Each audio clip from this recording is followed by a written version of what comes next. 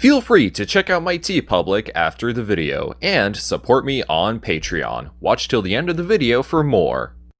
1993 saw the release of Jurassic Park, a film I'm sure needs no introduction. Upon release, it was considered so revolutionary that it essentially redefined filmmaking when it came to these films people like to call creature features. And since then, people looked back on the days when King Kong graced the silver screen, or when Ray Harryhausen blessed us with his work seen in such amazing films like Clash of the Titans and Jason and the Argonauts, and appreciated how far these movies have come.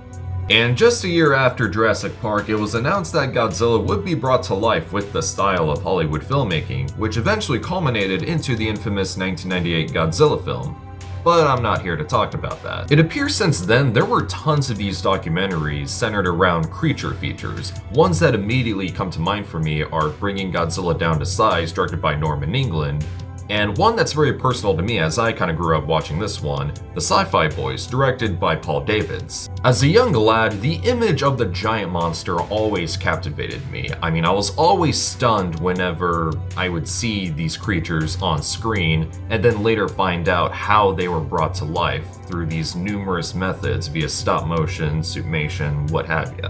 And I'm sure I'm not the only one who's in that party. One of these documentaries, however, is Godzilla and Other Movie Monsters, directed by Robert Weaver and released in 1998, around the same time as the remake. It may not be anything special nowadays, considering its age and how we literally have access to information in our fingertips. I mean, I can only imagine how inaccurate the documentary is by today's standards, but I'm sure it must have been pretty awesome to experience as it goes into Godzilla's nuclear origins and how it relates to real life, as well as other films like King Kong and Gorgo. But those who have seen this documentary may remember it for something else. Something else called the Godzilla Rap by Caveman Bob and the Bobettes. In fact, it is proudly promoted on the cover alongside Bambi vs. Godzilla. And let me tell you, it's something. Like, the documentary literally opens with a good chunk of this Godzilla rap, and there's like other parts of it spread throughout. But something stranger is that it also begs the question, who is Caveman Bob?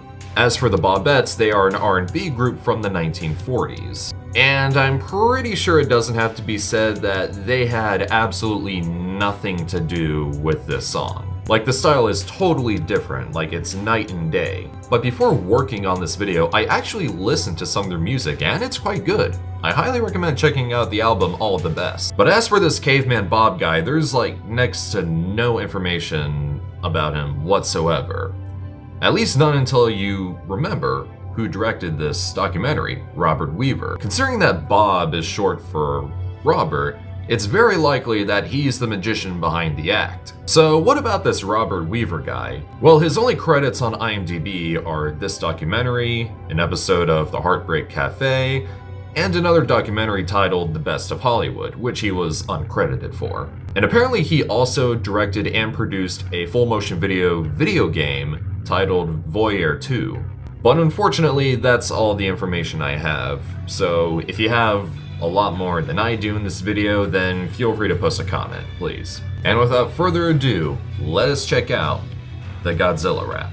Okay, so literally the first result when you search the Godzilla rap on YouTube is the Eminem song Godzilla featuring Juice WRLD.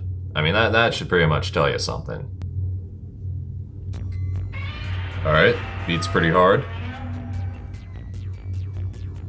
Atomic proliferation was a sweep in the nation where long being a dude with a monstrous attitude. I'm sorry, Fire lyrics though. I really like the emphasis on attitude with that last part. Like, yeah, Godzilla's got attitude. He's cool. Killing hundreds, if not thousands of innocent people. He's got attitude. Spoiler alert, in Godzilla vs. Kong, Godzilla wins with attitude. Dangerville be like, does Godzilla have attitude? Attitude confirmed in the Monsterverse. Also, I can just imagine someone explaining the lyrics in their car while they're listening to this, like through the aux. Like, you see, atomic proliferation was a sweep in the nation is a reference to World War II and how the end of that culminated into the arms race. And it also connects to Godzilla. because he's a product of nuclear radiation. Hey, why are you looking at me like that? Where are you going? John? Was it something I said? John, I'm so sorry, dude. I swear, I promise, I'll get better. John, please don't leave me. Please don't leave me, John. I'm sorry.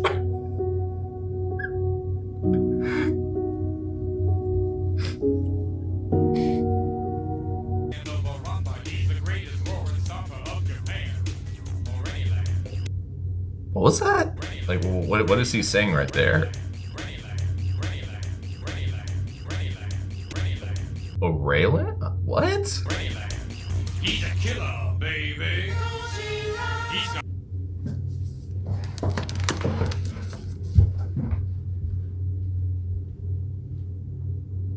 Oh god, that was bad.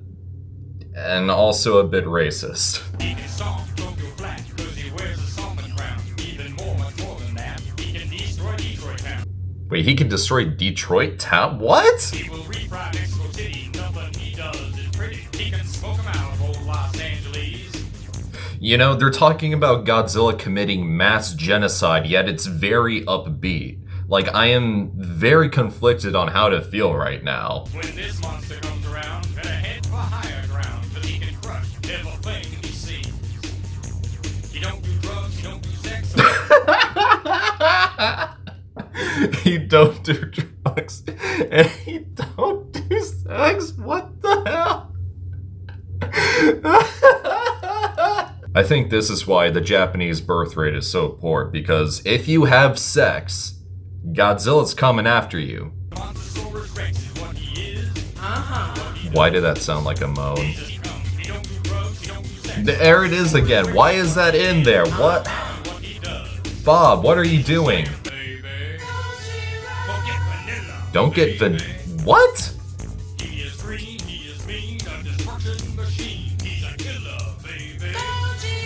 He's Godzilla, baby. He's a killer, baby. He's Godzilla, baby. So that was the Godzilla rap by Caveman Bob and the Bobettes, and wow. But anyway, I really appreciate you guys suffering with me, and if you like what you see, then feel free to support me on Patreon, and check out the TeePublic for merch. Links are in the description. Now, if you excuse me, I'm gonna go listen to Linkin Park.